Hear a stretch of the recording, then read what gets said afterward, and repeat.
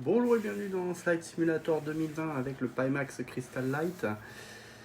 Alors on va regarder un petit peu les graphismes que j'ai actuellement, si ça peut vous aider à programmer un peu Flight Simulator et votre Pimax Crystal Light. Donc au niveau de Flight Simulator, on va mettre en pause. Donc je suis en DLSS Performance, AMD Fidelity FX Sharpening, je suis à 170. Et niveau détail de terrain, j'ai testé un peu ce matin pour augmenter ça. Je l'ai monté fortement. Alors au niveau du rendu visuel, on voit quand même une différence. Et tout le reste est quand même, comme vous le voyez, plutôt bien, hormis ici en intermédiaire, les arbres en intermédiaire. Je vois pas forcément trop de grosses différences entre intermédiaire et haute. Je préfère garder des performances un peu plus acceptables. Les niveaux des détails des objets, je suis mis assez faible, parce que je considère qu'on est assez haut.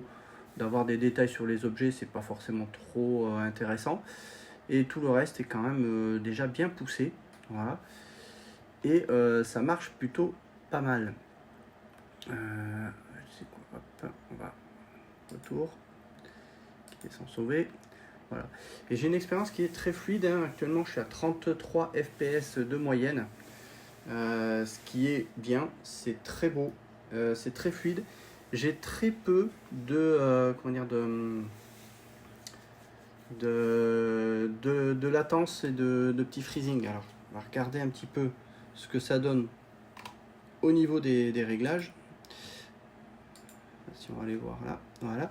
Donc au niveau du processeur, là je ne suis pas à 100%, hein. Je suis plutôt aux environs de 70%. Et j'ai une expérience qui est très fluide. Je n'ai vraiment pas de petits ralentissements comme je peux avoir quand le CPU est à 100%. Donc faites le ménage dans les programmes qui peuvent tourner en arrière-plan. Et finalement mon Intel Core i7 10e génération, finalement il fait plutôt pas trop mal le job. Même si je vais quand même le changer. Alors là, je suis en train d'enregistrer, donc j'ai quelques pics parfois à 100%. Mais sinon, ça va. Par contre, la mémoire, ça c'est intéressant de le voir. La mémoire, je suis à une utilisation de 13,9 Go sur mes 16 Go. Donc on n'est pas loin du max, mais ça fait le job. Voilà. Donc ça, c'est assez intéressant de le voir. Je vais faire un petit effet sur l'écran. Quoi d'autre? Au niveau du Wi-Fi, le Wi-Fi il est bien. Voilà, 96, 112, 160. Il y a des petits pics quand il charge un peu des nouvelles tuiles. Mais globalement, ça marche plutôt bien. Et j'ai pas de soucis à ce niveau-là. Donc ça, c'est la très bonne nouvelle là-dessus. Quoi d'autre que je pourrais dire? Hop. Les paramètres de cristal.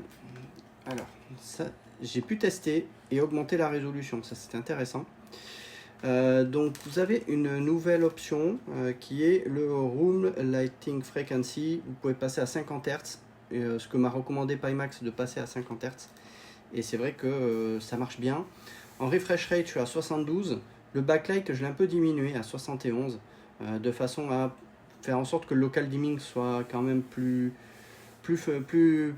efficace, parce que si vous mettez à 100%, le local dimming, vous avez un écran qui est trop lumineux.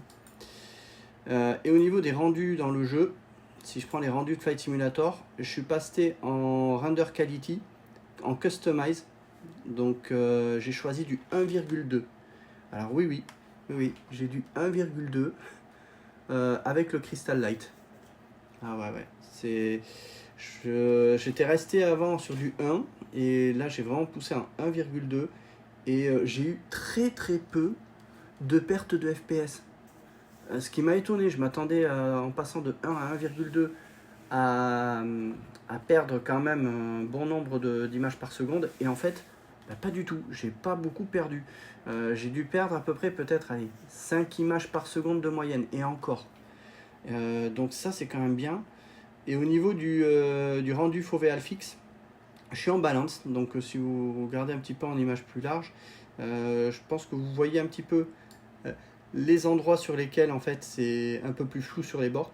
Donc il y a quand même pas près, on va dire 80% de l'image qui est nette. Dans le casque, je vous avoue que je ne vois pas ce changement. Si je regarde dans les bords, je vois que c'est un peu plus flou, mais c'est pas désagréable du tout. Donc très franchement, je trouve que le rendu foveal fixe de Pimax, il marche extrêmement bien. Donc ça c'est vraiment une très très bonne chose, hein. Vraiment j'ai rien à redire. Au niveau du firmware, on est sur le 1.0.3. Donc on est quand même sur la 3e version du firmware en l'espace de, ça fait quoi, 2 semaines maintenant qu'il est sorti, 2-3 semaines. Donc on a en gros une mise à jour toutes les semaines. Donc non, le support technique de Pimax continue d'améliorer de manière régulière le firmware, le logiciel. Il y a encore chez certaines personnes des problèmes on va dire de ralentissement. Voilà, je pense qu'il faut vraiment chercher du côté du CPU et de l'USB. Alors, l'USB, c'est toujours un peu délicat. L'USB, j'ai testé avec de l'USB qui n'est pas de l'USB 3 et ça marchait relativement bien. Le lendemain, je rejoue, toujours sur cette USB qui n'est pas de l'USB 3 et j'avais de la latence. Je suis revenu sur l'USB 3 et là, ça marche très bien. Donc, est-ce qu'il y a des fluctuations d'alimentation dans vos ports USB au niveau de la carte mère? C'est pas impossible que certains soucis viennent de là. Donc je pense qu'il y a quelque chose à aller vérifier sur les types de cartes mères qui fournissent une alimentation suffisamment constante à vos ports USB. Là, je pense qu'il y a quelque chose qu'il faut aller regarder. Voilà. Après, en termes de CPU, je confirme que voilà, un Intel Core i7 10e génération, ça reste quand même assez juste pour l'expérience.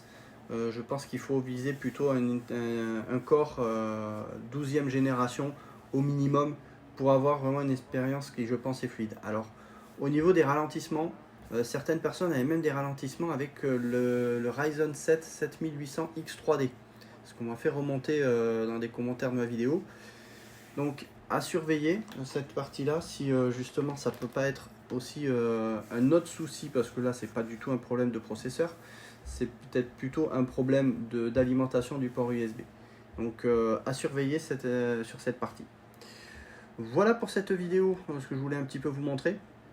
Donc en tout cas, l'expérience elle est assez fantastique, hein. J'ai vraiment poussé les détails du sol. Je suis à 32 images par seconde en moyenne. Et c'est très très beau là. J'ai vraiment des paysages qui sont encore plus jolis. Voilà, n'hésitez pas à poser vos questions et puis j'y répondrai avec grand plaisir si j'ai les réponses. Et à bientôt.